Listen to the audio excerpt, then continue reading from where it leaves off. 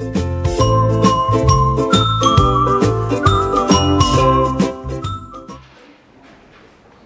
sure you all had a splendid day with this lovely opportunity at What Works today for early years.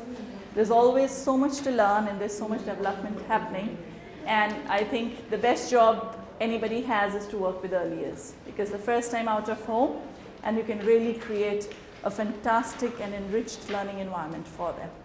What we are going to focus here today is progression. What we are looking at is differentiation. How can we ensure there is progress and support for all ability learners? That's what the focus is. And we are going a step deeper in it to ensure how early identification of any learning needs or learning styles can support in making sure all children make better than expected progress. So that's what it's all about. I'd like to introduce myself. I'm Meenakshi Dahiya. I'm the Vice Principal at the Winchester School. At the same school, I've been a FS1 teacher, I've been a FS2 teacher, and I have also been the head of foundation stage. And I oversee the SEN team. Ms. Pallavi here is my ACE coordinator, the SEN co-coordinator. Ms. Desiree is the head of foundation stage. And I also have Ms. Leena and Ms. Jyoti, our FS teachers. What we will do in the next 15 to 20 minutes is how do we cater to the different needs of children, and I'm going to focus more on 3 different scenarios. Okay, and I'm sure you'll all be able to link with it that how these scenarios are in your school and how we can work in partnership. So 2 points, main points here: early intervention identification and quick intervention with high parental engagement. If the parental partnership is strong, you can achieve much more than if you're working alone by yourself.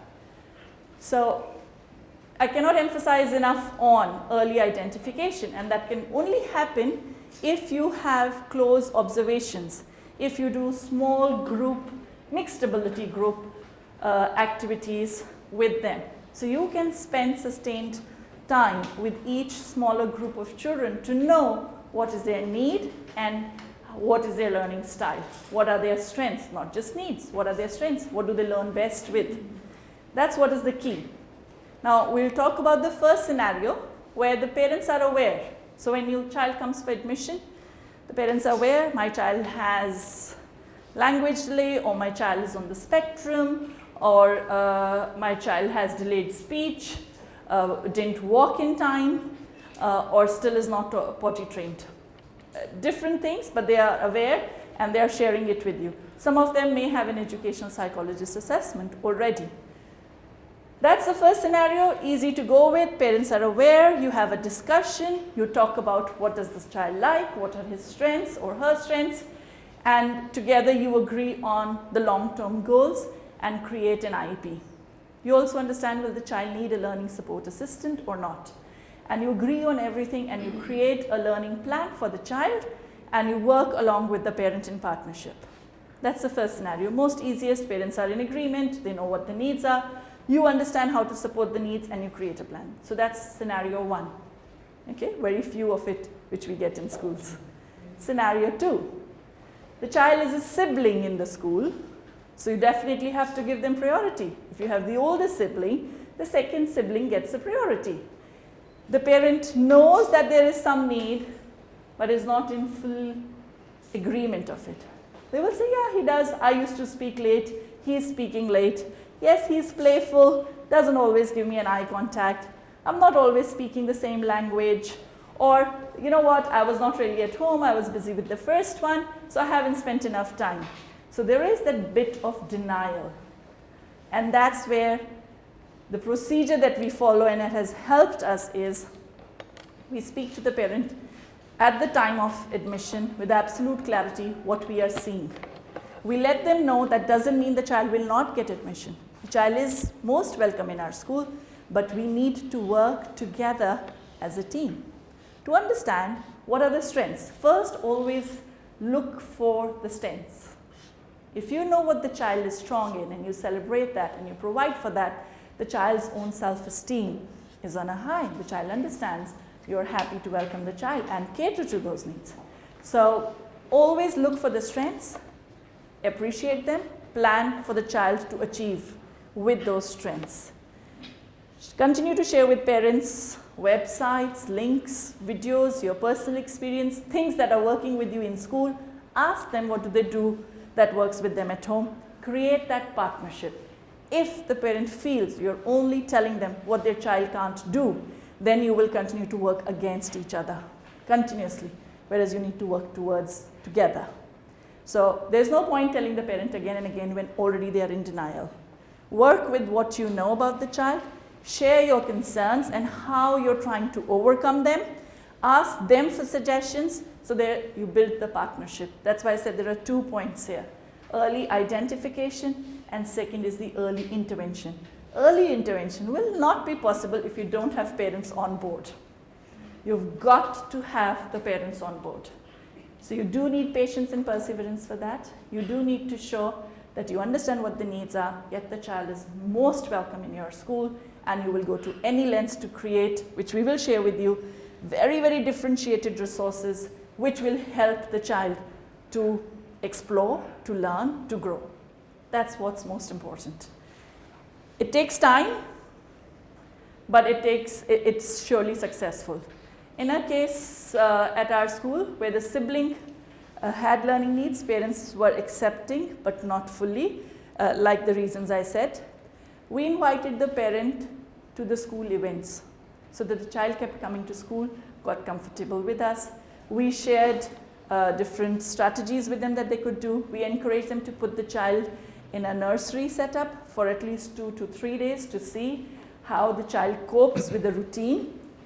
We suggested therapies from known approved KHDA specialists. Slowly and steadily, as the child went to nursery for 2 days and they saw the challenges, they started therapies. Then came the time for admission into FS1. They themselves came back to say, what do you think if the child continues in the nursery, because there's flexibility of number of hours and I can continue with the intensive therapies that my child is receiving. But right through that year, we continued to invite them to different themed events to the school, to the reading evenings, to the pajama parties, so that the child was familiar with the school. Anyways, came with the sibling, older sibling sometimes for some events, but we made sure the child and the family was invited for the events of that age group, so they get used to it. Finally, the parents did go for a full assessment. They understood what the needs were. They understood that the school was ready to support their child, so the confidence in the school was high. And the following year, when the child joined us, we all knew what the needs are. We knew how to support, and we created an IEP together with them. So it took us a year, but we finally got to them. A third scenario is when the parent is totally in denial, which I think most of us face. The parent is totally in denial, not in agreement, or sometimes they are not even aware, because the child may be their first child, and it may be just a language, or it may be dyslexic, or it may be just slow learner, and they haven't experienced another child. This is their first child. They themselves are not aware. At the time of admission, it's got a miss. The child was interacting basic, but as the child gets into the school, you realize the child has a lot more challenges than you could see. And these are small developmental areas where the child is unable to fit, but as the child is growing, you can see that the gaps are increasing. Again, same scenario, I would say, ensuring that you are identifying the strengths, celebrating those, providing for those, and communicating regularly with the parents, sharing with them, showing the openness to be able to support. What we also did is we got the parent into the Achievement Center, let them observe while the Achievement Center was in sessions of other children. We got them to see the provision right from FS to year 13. We have a through school.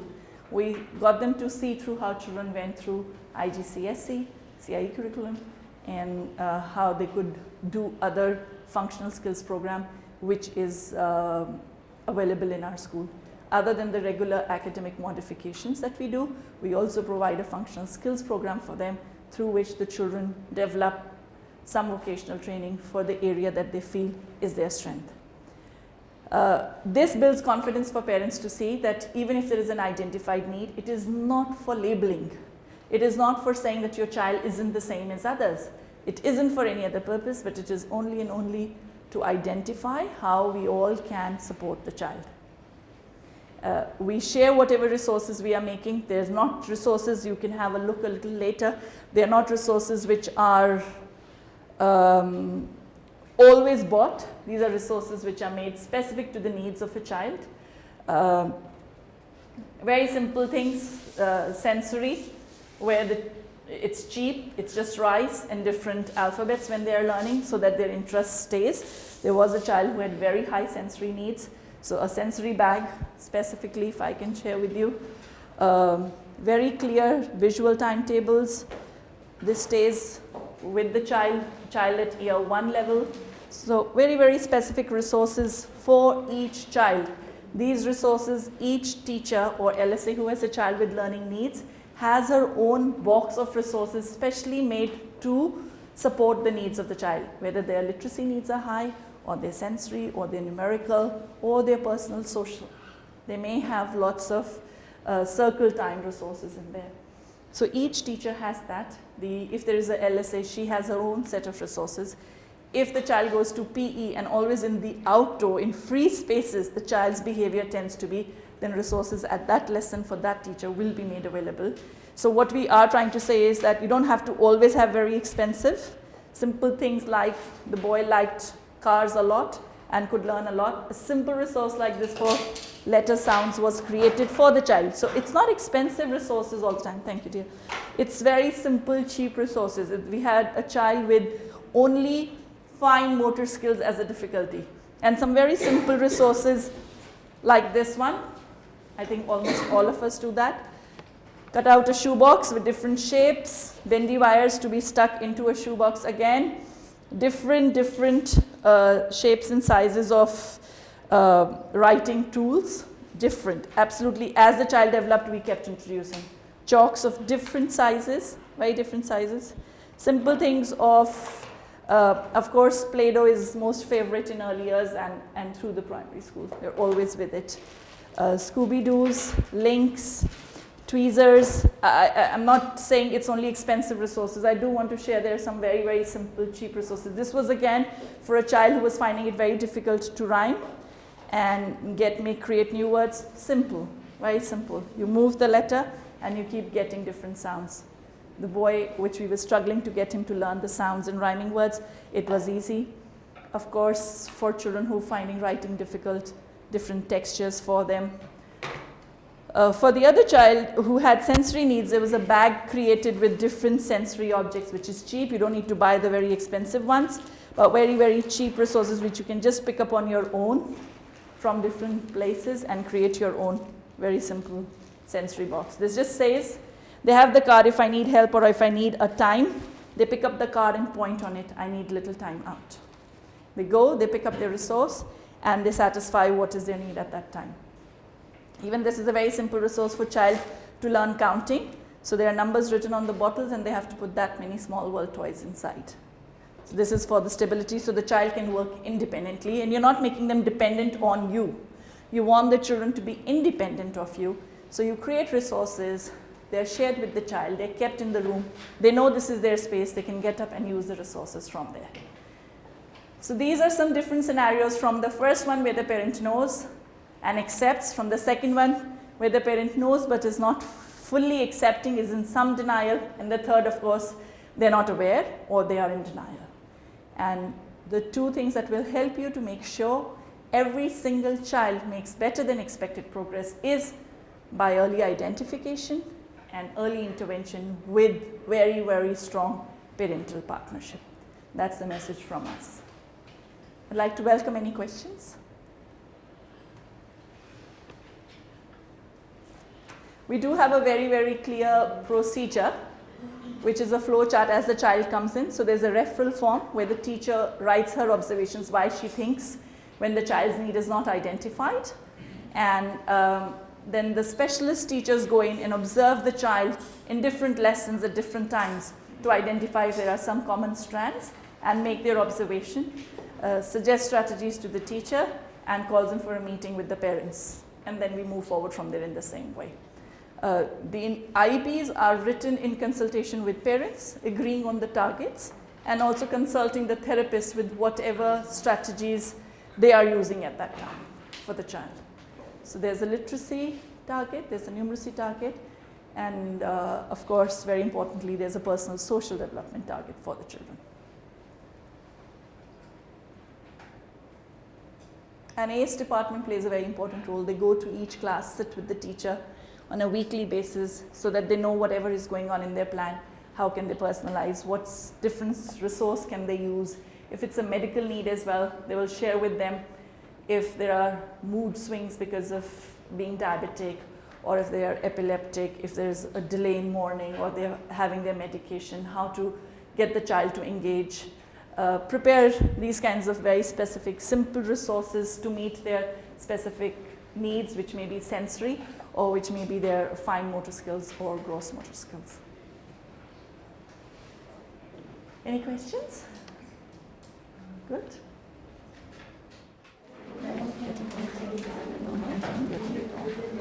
Explain to you if you want to know what to say. Explain the these are the math resources. They are at skeletal program number, and we work with them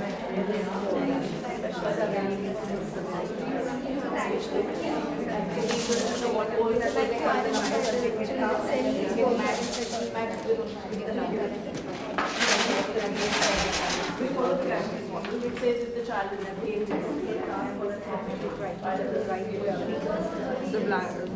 the blackboard and the black paper, and they're writing in the different colors. they give you a word with this one, so they roll it, they can give you a word, before they will go and search for an object or find a picture and bring it to that. So this can be played with another individual for the teacher.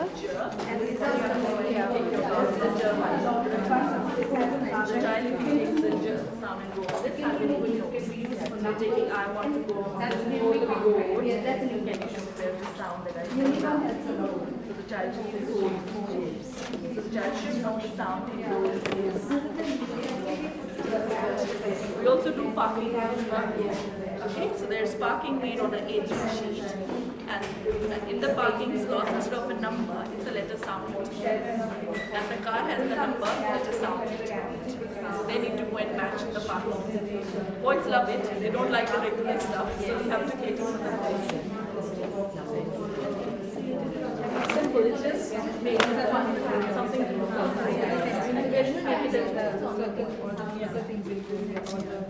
These are only numbers. Small world toys.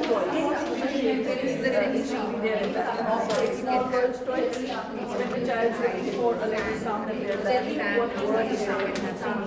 So they're learning tiger, one number like that. And they know some of the sounds. So they'll say, I spy with my little eye.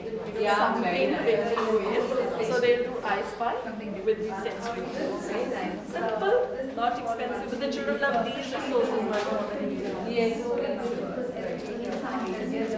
So, and then you don't need to be there with the children, right? They're independently working, and that's how you have to lead them to not necessarily color and shape, but they should know how quickly it's the time. But now they know when they come to initially the child. Does the child know which one to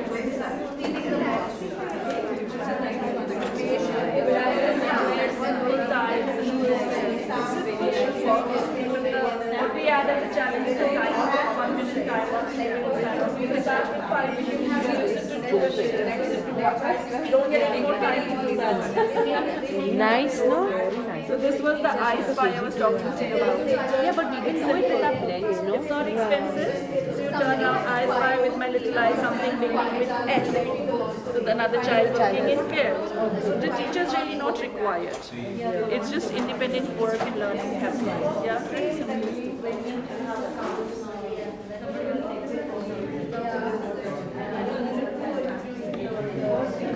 That's really personalized resource of the child existing in our school now.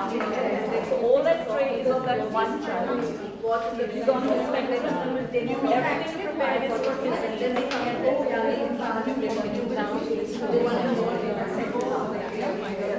We also do it with numbers. So you have two written here and they have to put two pegs. Even dots. The stamp. You can make yeah, right. Anything. If you're teaching whatever concept you're teaching, you can add in your. Yes, in your own ways you can use it. Even we've also used it. Yeah, we'll put for the FS one children, we'll put the letter and then put a picture here. Okay, so they will match it with the picture. Plans on, so there will be pictures and objects and everything. So if you say I, the child will have to go and bring an object with that sound or a picture with that sound. So you come to know if they're able to hear. And before the I'll stand at the door. This is the exit pass. If they give me, they go. Otherwise, they don't go.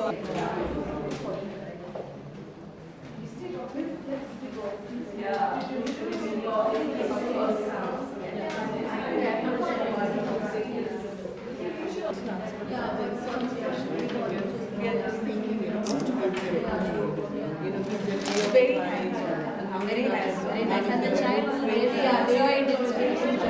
Learning happens in person. Very nice.